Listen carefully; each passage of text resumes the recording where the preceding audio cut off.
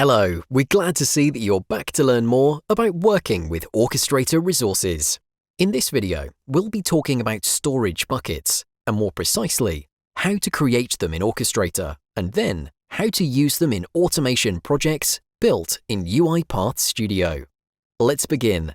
Storage buckets in Orchestrator provide folder-level storage which can then be used in automation projects.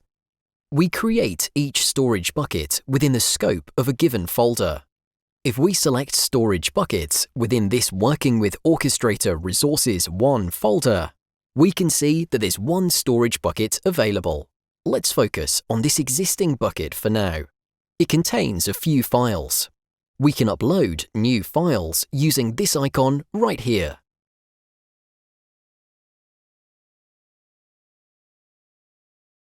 We can download any of them by clicking on the download icon. If we want to delete anything, simply click the delete icon. For demo purposes, let's create a storage bucket within this second folder, Working with Orchestrator Resources 2.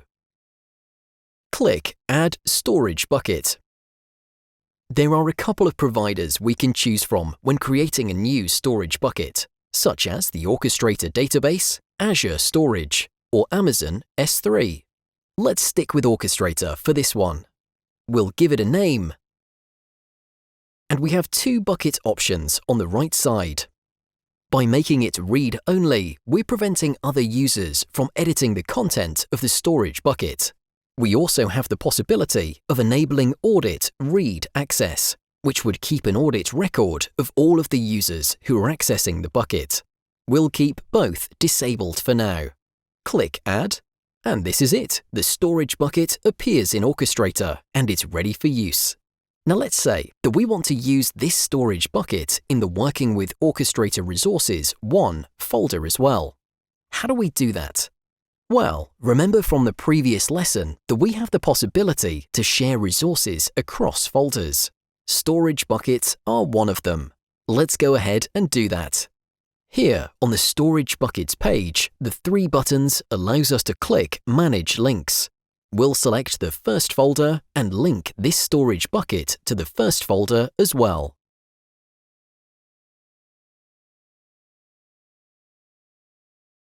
Here's our second storage bucket, now available in both folders. There's also an icon on the right side that indicates this bucket is linked to another folder. Let's go back to the second folder to delete this storage bucket. What do you think happened to it in the first folder? You were correct if you thought that removing a bucket that exists in multiple folders only removes it from the folder where the removal operation takes place. It doesn't remove it from the other folders as well. Everything has gone smoothly so far. Now let's switch to UiPath Studio and see how we can make use of storage buckets in automation projects. We've already built a simple workflow to showcase some of the activities leveraging storage buckets.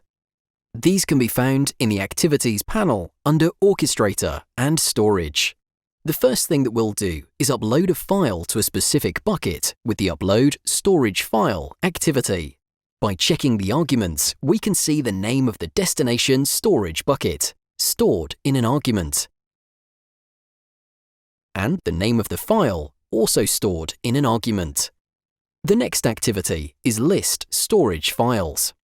This will help us retrieve the list of all of the files in the storage bucket and place it in a variable. The Properties panel allows us to filter the results in different ways. For example, by keeping only the text files. We added a log message activity to output a header for the list. And then we're using a for each activity to iterate through the output variable of the list storage files activity and output all of the file names. Moving forward, we have this write storage text activity. What this does is it inputs a text stored in a string argument to a given file. The text is I love UiPath, and the file is the one that we've uploaded with the first activity in our sequence. To check whether the write operation was successful, we're using a read storage text activity. for the same storage file.txt. Just like a typical read activity, we'll use a variable to store the output. Then we'll use this variable in a log message activity to see the output. The last one here is delete storage file, which does exactly what the name says. We've commented it out, but trust us that it works. Let's give it a run now and see what happens.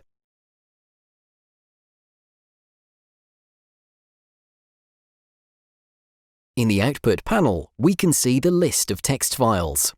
Then we can see the content of the storage file.txt. Let's take a final look at our storage bucket in Orchestrator. We have the updated list of files, including the newly added storage file.txt file. With this, we conclude our demo on how to create storage buckets in Orchestrator and how to make the most use out of them in our automation projects. Having in mind the workflow presented in this demo, do you think that you could answer the following questions? Which storage file activity would we need to modify to get the names of the .pdf files from our storage bucket? What if we no longer need to input a text stored in a string argument to a given file? How would the workflow change? What storage activities are no longer needed? Thank you for watching, and until next time, happy automation!